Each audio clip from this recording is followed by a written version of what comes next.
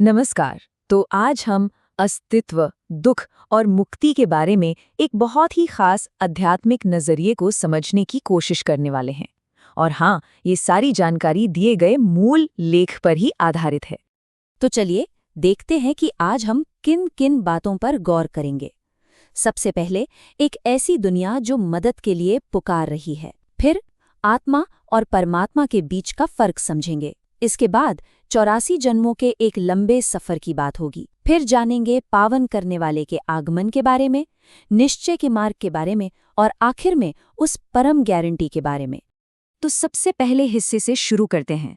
समझते हैं कि इस नजरिए के हिसाब से आज की दुनिया में इतना दुख और इतनी अशांति आखिर है क्यों?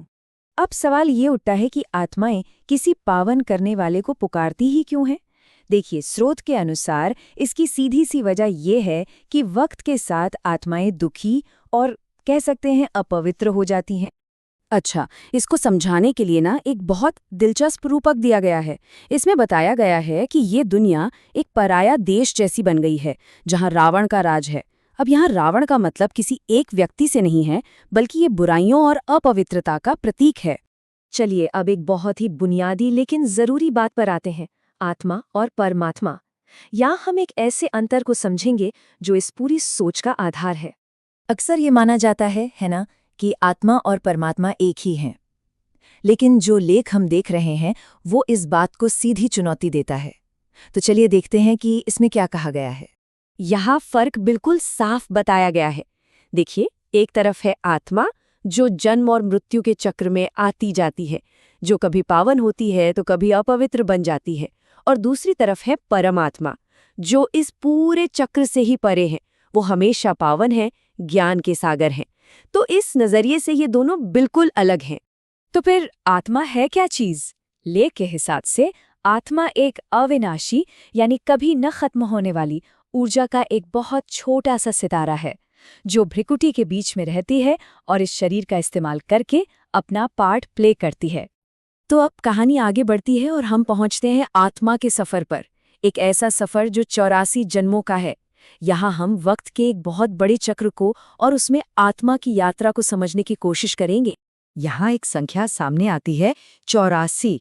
कहा जाता है कि कुछ खास आत्माएं जो इस चक्र के एकदम शुरुआत में आती हैं, वो एक पूरे साइकिल के दौरान ज्यादा से ज्यादा 84 जन्म लेती हैं।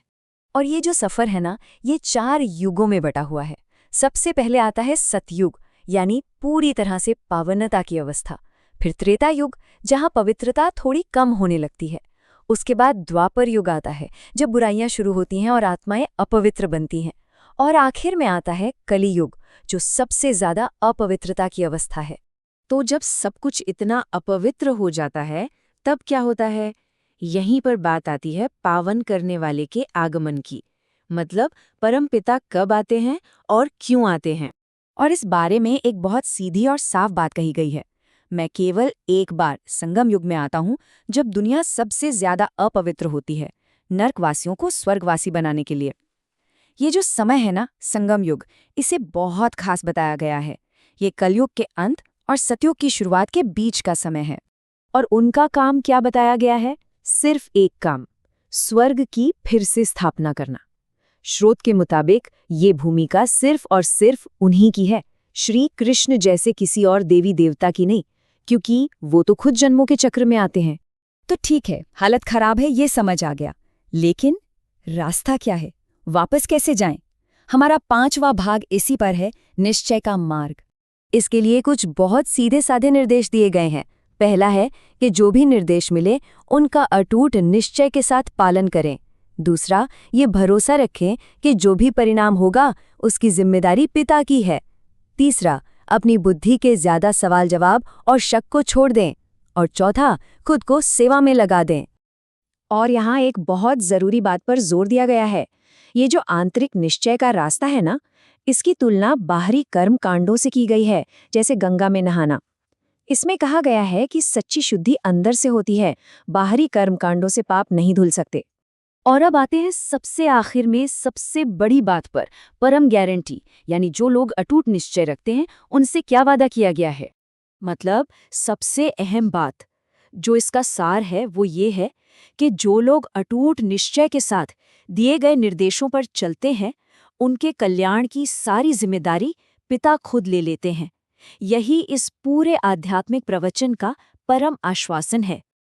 और ये पूरी बात हमें एक बहुत गहरे सवाल के पास लाके खड़ा कर देती है कि अपनी सारी चिंताओं को किसी ऊंची शक्ति को सौंप देने का असल में मतलब क्या होता है। ये एक ऐसा विचार है जिस पे वाकई में सोचा जा सकता है।